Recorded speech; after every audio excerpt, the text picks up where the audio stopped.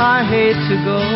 And thanks for joining me this time. And my guests, yes, Sarah Van Horn. Hey, very Got it right? Yep, that's right. Now, let me just muscle up for this one. Now, Branjong, we Watana Port. That's right. That Jamaica would say is a buck up. Now, I noticed when that song started to play, you guys just smiles all over your faces. I wonder why. Is that song really? Well, I think the lyric, I don't know when I'm coming back, is always a little troubling for a consular officer to hear. But I figure, yes. It's a nice song. Yes. That's the part that really, now we know. Now, it's really good to have you. Who's here for the first time? Brian's here for I'm here for the first time, yeah. Okay, you are a veteran. Oh, yes. I think fourth time on the show? Third or fourth? Mm-hmm. You know what I'm going to recommend? That you take over the show. Oh, no. You'll soon find out why I need you to take it over today. I'd love to. You should talk to my manager about that. We might see if we can work something out. And I take over your job, right? Yes. All right, listeners, we will be taking your calls. Yes, we have the officials from the United States Embassy right here to answer your questions. All right, ladies and gentlemen, tell me, where do we start now? General challenges that you have and misunderstandings that you think persons who come to the embassy might have. Because I understand that persons come there, they're nervous, and if you're nervous, then you're not probably going to be quite, should I say, forthcoming with what is true. You don't intend to tell a lie, but you're so nervous that we ask you, how old are you? It's at 25. When it's actually 30 or 40. So I know that you come across, challenges there. I know about the giving the facts, speaking the truth. Yeah, go ahead. You make a great point there, Vernon. Yeah, that's one of the reasons why we're so thankful to be able to come on this show, is to show people that we're just human beings and we're just doing our jobs, and people let me look good. No, you're not frightened. No, you don't have horns. We're all very nice people, and we really try to do our best to make sure everyone gets a fair shot. And if it doesn't work out at one interview, it's not personal, but we're just normal people, and if you are straightforward and explain your situation, then we'll look at your application and give you every consideration. And Sarah, I understand that you guys you want tourists to come to your country. Therefore, yeah, absolutely. we want people to travel to the U.S. We want people to spend all of their money at Disneyland. We want to, that's great for the U.S. economy. It's great for people from other countries to see America, to see what America's like, to see what Americans are like. I think it's really important for our, for the friendship between our two countries. So basically, if you go there with your proper documentation, you go with also a document called the truth. Then you answer the questions appropriately, then you should be okay. Yeah, I mean, telling the truth is very important. We also need to make sure that they meet the other qualifications for the visa. But if they meet the qualifications for the visa, then there's no reason why they shouldn't be able to travel. And I see Brian is keeping very quiet. We're going to get him talking when we come back after the break. So we're going to go for the break right now, and we will get Brian talking. We're not keeping you out of this at all, Brian. We have a caller on the line. Stephen, good morning. How are you doing? Good to have you. Morning, Vernon. Morning to your consuls, too. Where are you calling from? Kingston. Good to have you. You go right ahead. Morning, consuls. Morning, Stephen. Morning. How are you? Pretty good. Actually, this call is for my sister, about my sister. But she's a bit nervous. Mr. Vernon mentioned nervousness earlier on, and I'm telling you, she's pretty nervous too. Because she wanted to talk to you about acquiring a visa. In early 1992, she was given a visa derivative to her father. At the time, she was a kid. She went back after she became an adult at age 19, and she was denied. But she wants to go back now. Her status has changed significantly. She has her own business, she has 2 homes, and she has her own car. But she's still afraid. She's just feared that she's going to be turned down again. What assurance can we give her? Okay, Stephen, thanks for your question. And I'm sorry your sister feels nervous. I think, as Vernon said before the break, a lot of people feel nervous. It's always important that people take a deep, deep breath before they go for their interview and just relax. Just relax. So what we look for during the interview is for people to demonstrate that they have strong financial, family, or social ties to Jamaica. So if your sister feels that she has that now, then she should go ahead and apply. If she's traveled well as a child, that's always a plus. I understand it's frustrating when people get turned down, but if she comes in to her interview, then have her take that deep breath and explain to the officer some of the things that she has going on now, and hope for a better outcome. Stephen, just to clarify, is she thinking about applying for an immigrant visa or a visitor's visa? A non-immigrant visitor. Okay. All right. Yeah. So just as Brian said, she should come in, and we understand that people's circumstances change. So even if you were denied in the past, it doesn't necessarily mean that you'll be denied in the future if your circumstances have changed, and you're able to demonstrate that to the consular officer. So I would encourage her to apply if she thinks she's qualified, and we'll give her every consideration. What she's afraid of too, because she says friends tell her sometimes they don't even ask you. But I'm telling her she can be. Before you go any further, that's the first thing I said at the beginning of the program. You have the professionals here, they work there. So now hear what your friend them have to say. Because if you listen to your friend, you say you probably don't even eat. That's true. But I'm trying to tell her she must be assertive sometimes. Just tell them, about her status. What do you think? Yeah, I think that's a good tip. If she can come and volunteer information and show that she has strong ties, I think she should definitely do that. You can't always wait for the officer to volunteer the question. Sometimes you need to volunteer the answer first and say what you have going on. But Brian, let me ask that sometimes you travel and we do certain things which can probably affect judgment in the future in terms of whether we get the visa or not. Like if we said we'd stay for say 2 weeks and we end up staying for a month. How would you deal with a situation like that? Well, that's not necessarily adverse. Things happen, life happens. I know sometimes people go up for 2 weeks and then they stay because their relative got sick or they had to stay for a wedding or something. What we do look is that a person has traveled well, so that they haven't broken the law, that they haven't overstayed, things of that nature. If a person says that they're going to stay for 2 weeks and then something happened where they stayed another 2 weeks. But should they inform you if they have to stay longer? That's not necessary, I don't think. No. We really look at the whole circumstances of the situation. If we look at the applicant's current situation versus the situation when they got their first visa, we look at their past travel history, we look at their plans, we look at a lot of different things. So past travel history is very important, but just because someone said once that they're going to stay for 2 weeks and then they stay for 3 isn't necessarily the end of the world. Right. Okay, so thank you very much for calling. Good. Thank you. Have a wonderful day. And tell her say, just think about me and show me nervous. All right. Just laugh. All right, good. Thanks, Stephen. All right. All right. All the best. We have let's go to Mervyn. Mervyn, how you do? Yes, sir. Good morning to you and your guest, sir. Yeah, man. Where are you calling from? Mandeville, sir. Hey, hold on. Before you even go further, Mandeville, what temperature it was up there last night? I'm not sure, Mr. Vernon, but I know it was very, very, very cool. My God. No, man. Was it as windy in Mandeville as it was here in Kingston? It was very windy here in Kingston last night. Yes, very windy. Very windy. Very cool. Yeah. Anyway, you go ahead. Yes, sir. My question is for immigrant visa. In sending the civil documents to the NVC, should a photocopy of your police record be sent or the original? That's a great question. Thank you, Mervyn. Yeah, at the interview, when you come to the embassy here in Kingston, we need to have the original of the police certificate. So I would look over, it's unusual that NVC would already ask for the police certificate to be sent to the U.S. Usually those are documents that you bring into your interview. You don't send them to the U.S., to NVC. So I would make sure to review the information that you received from NVC. Is this an immigrant visa for yourself or for a family member?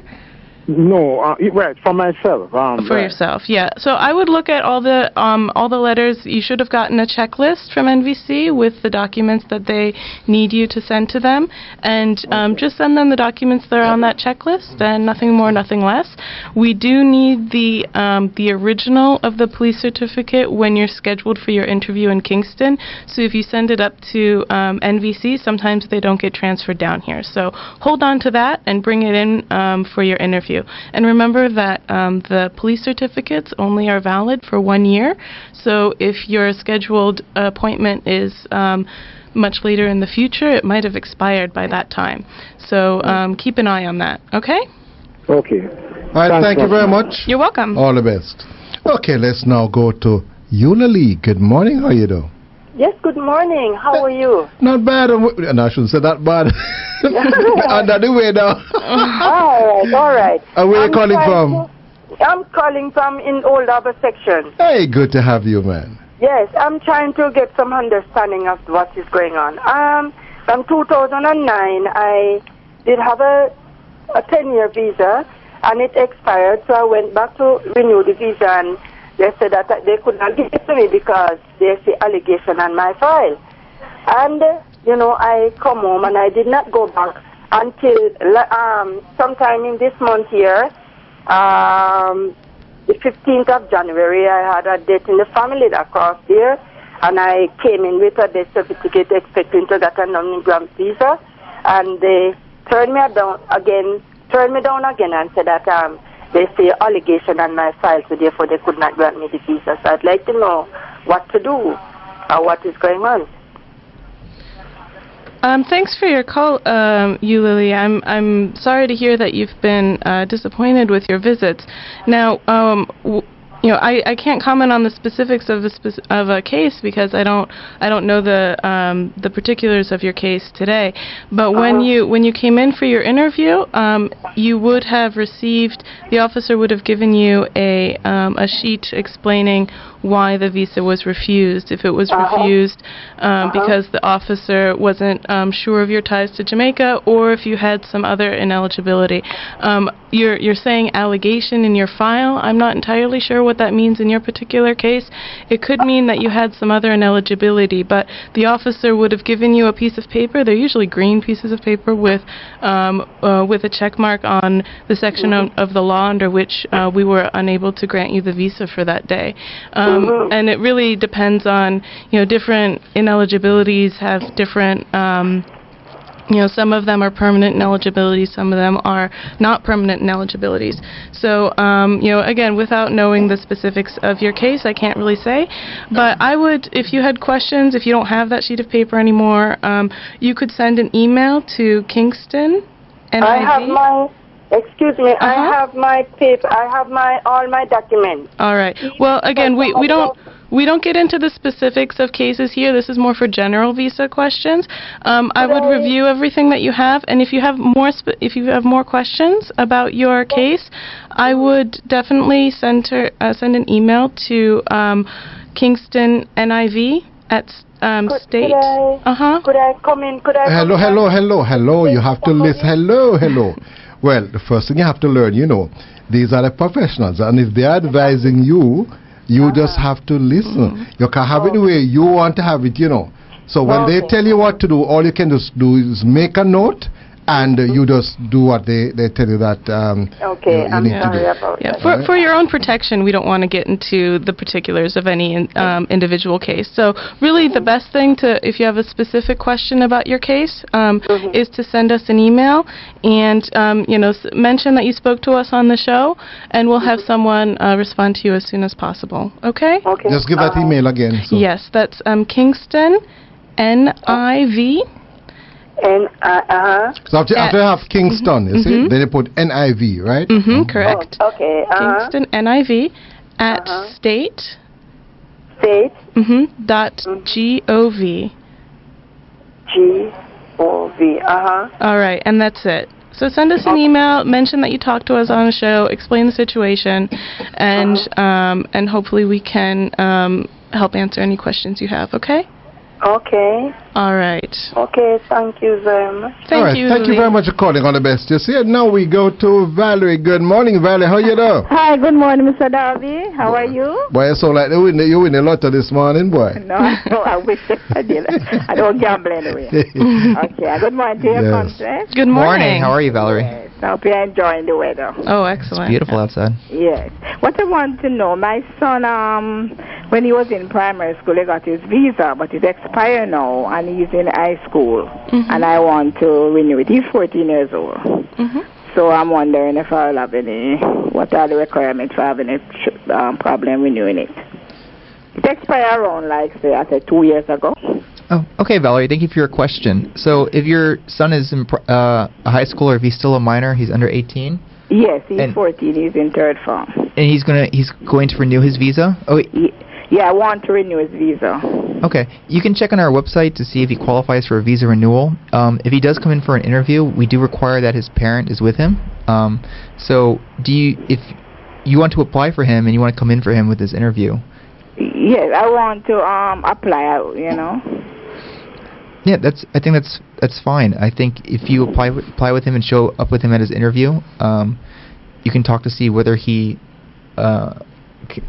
qualifies for the visa again. If he's traveled well before when he was a child and he's just renewing his visa. Yeah, I would add that, usually if you've traveled well in the past, it's usually not, obviously we view every application separate, but if people have traveled well in the past, they often qualify again for a visa. But what you should do is go to our website, because in some cases, you don't have to come in for an interview to renew the visa. You can send in the passport, and then we can review the case and then just send back the visa to you if it qualifies. So they will explain whether or not I need to come in. Right. So if you go to our website, you can. There's more information about this mail-in renewal process. Okay. And our website is kingston.usembassy.gov. Now, not every case qualifies for this mail-in process, but if you can go on there and read the requirements and see if your child does qualify, and then it would save you a lot of time, because you don't have to take them out of school, you don't have to come in for the interview. So that would probably be a great option. Okay. My daughter, she went for interview, but they didn't interview her. I remember. Oh, okay. Yeah, she didn't. And by the way, when you send back your visa, your passport now, is there a cost? If you have had it and you don't have to go in for an interview. The DHL delivery cost is included in the visa application fee. So you do have to pay the visa application fee. Yes. That's a processing fee for us to process the application and make an adjudication decision. But there's no additional fee for delivery. Correct. Okay, I'll do that. Okay, thank you. All right, thank you very for much calling. For the information. You have a wonderful day. I will listen to you, Mr. Darby. Enjoy your program. Thank you very much for listening. All right, we're going to go for the break right now. You're listening to At Your Service here on Nationwide 90 FM, a revolution in media. It's Ask the Consul. And of course, my friends are here. Yes, nice people. Good people go and talk to the embassy. Shout out to Hopeton in the embassy. I'm expecting many cases on my desk when I come back. What are cases of what? Immigrant visa cases. I thought about cases of white rum or something. Oh, no. That would be nice, but no. All right, when we come back, we will continue to have Consular Officer Sarah Van Horn and Brian Jung. We were Tana Point. So come back, don't move. Let's see who we have now. We have Karen. Karen, how are you doing? Hi, good morning. Good to have you. Yes, I just want to ask a question. My brother is filing for me from 2011. I want to know how long does that take for me to get through. Thanks for calling, Karen. Now, you're right that there are different time frames for different types of visa categories, and for siblings it does take a little bit longer than for immediate relatives, like a spouse or a child of a U.S. citizen. I don't have the current dates yet in front of me, but if you go to USCIS Yes. They will have information about when your petition becomes valid. So there's a certain date when when we here in Kingston receive files from NVC and from USCIS, the places that family members send the petitions to. So if you go on that website, you can type in your country, you can type in the visa category, and when your brother filed the petition for you, and then it'll tell you when we can start processing your case, the date that we can start processing the case. Okay. Okay? Okay, thank you. All right, you're welcome. You have a wonderful day. Okay, we have another caller, Tashina. Did I get that right? Tashina, I got that right? Yeah. Okay, you go right ahead. Hello, good morning. Morning, Tashina. I went to the U.S. Embassy last November. I got turned down, but overall it was okay. My grandmother now has kidney stones, and we wanted her to do the surgery overseas. So I'm planning now to go back to the embassy to see if I can get a visa to accompany her to America to do it, because my mom lives in America, but she has to work, so somebody has to be there with her. I was wondering if I can go to the embassy with the paperwork and if it is allowed. Sure. Brian? Yes, sir. You'll take that on? Sure, I'll take that one. Tashina, so qualifying for the visa really depends basically on your ties to Jamaica. So you have a strong purpose of travel, but still we would look at what your family, social, and job ties are here. For your grandma, does your grandma have a visa already? Yeah. Okay. So if you want to escort your grandma, again, I would think explain to the officer your situation, but explain to the officer your social ties that you have. Because you applied last November and it's only been a few months, it might be hard to show that you've had a big change in your life or a strong change in your ties yet. But it's something if you want to go forward and pursue. Just be aware that you know the officer is looking for your economic ties, your job ties, your family ties, your social ties to Jamaica. Yeah. Okay. Yeah. Okay. Thanks. You're welcome. Okay. Yeah. All the best. All the best to your grandma too. Good luck. Okay. Now we have a Gem on the line. Hello. Good morning, Gem. How you doing? I'm okay. You go right ahead. Just want to know how far they reach in the F category. Was filed for in 04, June. Hi, Jem. Thanks for your call. I knew I should have brought the printout with all of the dates and when they qualify, but of course, the one day I don't is the one day when we get all of those questions. Wow. Yes, that's now the validity or the dates when they become active, that's something that's decided by USCIS, the Citizenship and Immigration Service up in the U.S. So if you go on their website, like I mentioned to a previous caller, you can type in the information, you can type in the type of visa category it is, you can type in when your family member filed for you, and then it'll give the information about when that petition will become active. Okay? So my recommendation would go to the USCIS website, and then you'll have to click through there a little bit. I think there's a tab somewhere about, check on visa status or something. But it'll be clear once you go there, and then you can enter in the information, and it'll tell you what date that becomes active, and that's when we'll start processing. We'll start going through the steps about the visa process, and we'll send out the information to you about how to schedule your appointment and the documents that you'll need to bring in. Okay. And how soon paperwork normally start coming? I'm sorry? Like, how soon paperwork normally start coming, like, for medical and all of that? So once we receive your file from the U.S., once your petition becomes active, so to speak, we will immediately send out to you the information about the documents that we'll need, for example, the medical and the police certificate that you'll need to bring in your passport and all the other documents that you'll need.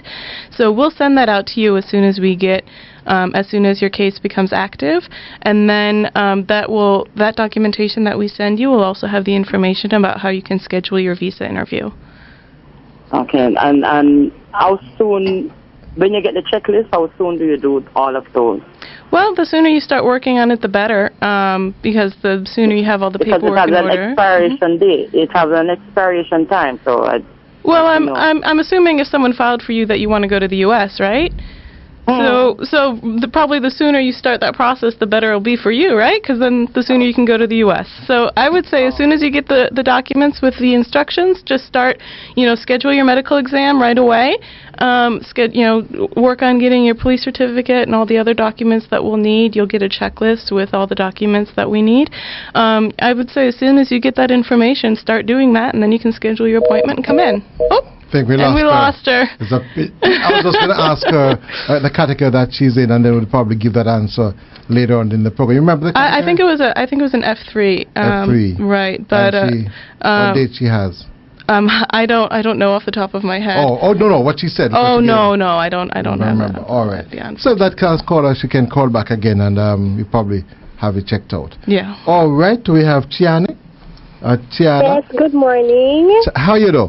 I'm sure I'm messing up your name. So Tiana? Shayani.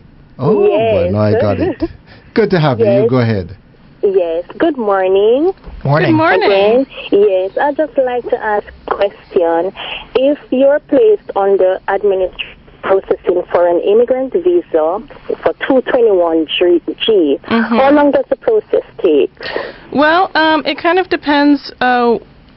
So if they said that your case required further administrative processing, there's no really set date on how long that can take. There's just other things that we have to do. There's other administrating that we have to do, and we will reach out to you as soon as that's finished. Depending on what needed to be done in your case, it can be short. It can take a little bit longer. You can ask for a status update if you like, but we will reach out to you proactively if you've been, if we needed to do some further review in your case. Yes, I'm aware of that because I emailed the embassy, and that is the response that I've gotten. But because it has been quite some time, I just wanted to find out from the last supplemental documents. Yeah, well, as I'm sure you know, the process is pretty complex. There's a lot of different documentation that goes into it. There's a lot of different checks that have to happen. You get the police certificate, you get the medical.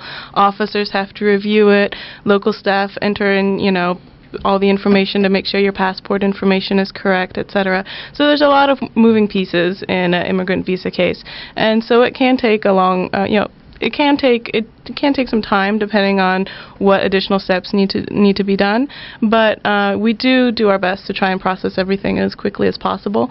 So especially with the holiday season, things can be slower, response times can be a little slower, but I'm sure just check in regularly, and then we'll get your visa, or we'll give you a response as soon as possible. Okay? All right. Thank you very much for calling.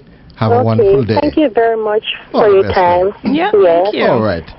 Jem is back. Yes. Good morning again, Jem. Are you the person who wanted to know? Are you the person who called about wanting to know when your application? What is your category again? It's F3 and it's 04, June 04. Okay. Okay. All right. You want to ask another question? No. Okay, what we'll do? Find out that information and announce it for me. Yes, so you just stay and listen with us, listen to us, and we will get information later on to you. All right, thank you very much. We have Marvin. Marvin, how are you doing? Good to have you. Good morning, Miss Marvin, Mr. Darby. Miss Marvin. Marvin. Marvin. Right. You listen, Defi is glad trouble. Okay, good morning to your Consul. Good morning. How are you? I'm okay, thank you. My uncle had tried filing for me years ago when I was a child, but he's not my dad. He practically adopted me as his daughter.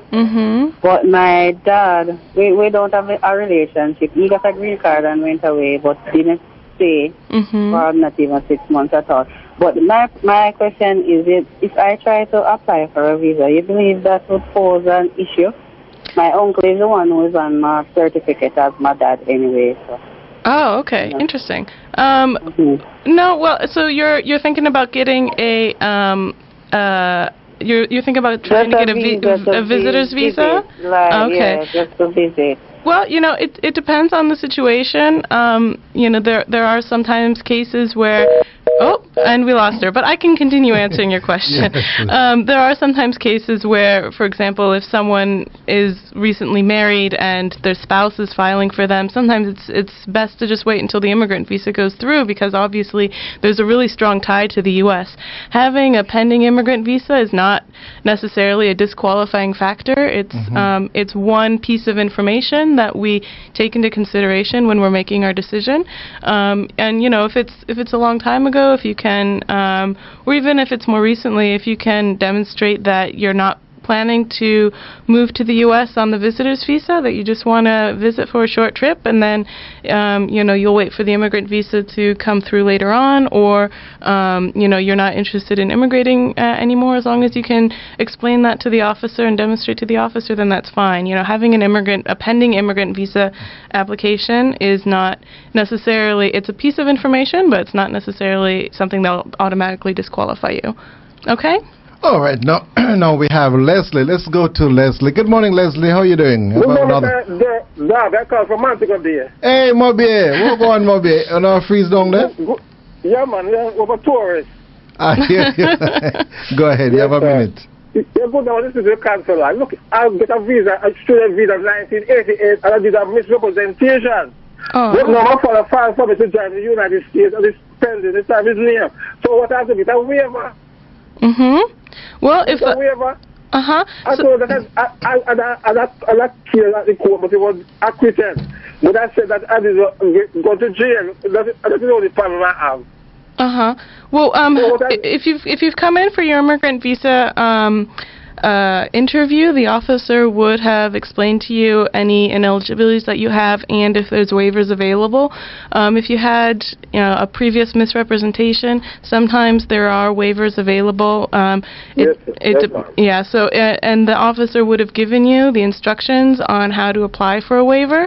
That process, it's your mother filing for you, right? My father. Your father. I'm sorry, your father. So your father would have to submit an application requesting a waiver with USCIS. You would have gotten the information on how to do that, so you can pass that along. They don't come for the interview yet. I'm sorry? They don't come for the interview as yet. Oh, you haven't come in for the interview? Okay. I came there when I went to the student visa, I went there. Right. But that time he was out here. I was still on file still. But because I passed... I tell you what, we have... hold on, hello. So like you have a very long story. We can't stay with you. You have to probably send a message to... Yeah, he can send a message if he has a question about his immigrant visa petition or his immigrant visa process. The email is kingstonivy@state.gov. I heard you were also talking about a tourist visa, so if you're trying to apply for a tourist visa, it's kingstonniv@state.gov. All right, I have to go now, so I want to thank you very much. I see Sarah, you're reading a bit of work here for Jem. I think you got some information for Jem. Jem, if you're still listening, and I'm sure you are, we're currently processing visa applications for F3 that were filed on or before December 22nd, 2003. So that can give you a time frame of where we are. If you check the visa bulletin, which is published on the USCIS website, it's also on travel.state.gov, you can find where we are in our processing. So, if your family filed for you in 2009, then it would be sometime in the future. Because right now we're just processing visas, F3 visas that were filed on or before 2003. Okay. All right, there you have it. Well, time has slipped by so quickly. My friends have to go, but we'll do it again a week after next. Yeah, thank you for having us. So thank you very much, Sarah Van Horn. It's always a pleasure. Right, and Brian John Wiwatana Porn, consular officers. We worked you hard today, Oh yeah. Good questions. Good questions. It's always a pleasure to come on, though, and thank you for having us. It's good to have you always. It's good to have you always. It's good to have you always. It's good to have you always.